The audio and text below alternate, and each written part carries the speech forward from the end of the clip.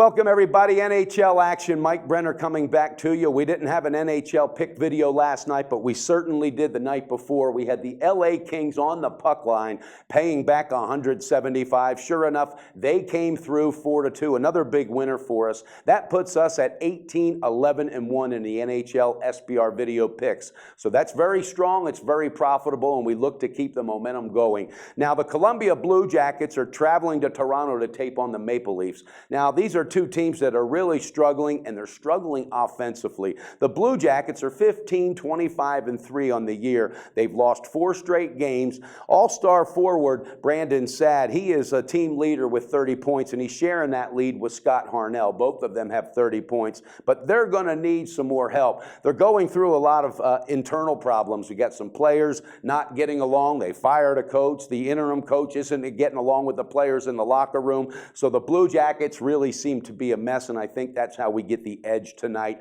The Maple Leafs are 16-17-3 on the year.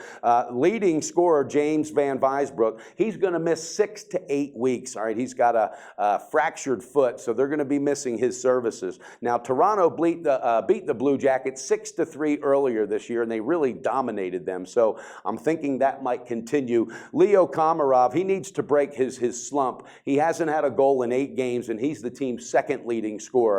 Now, Heritage has this at Toronto minus 160, and I like that play. It's a little higher than I like on a money line, but I really think it's a safe risk, and let's get another win. Toronto Maple Leafs on the home ice minus 160 to cash that ticket tonight. NHL action. Don't miss it.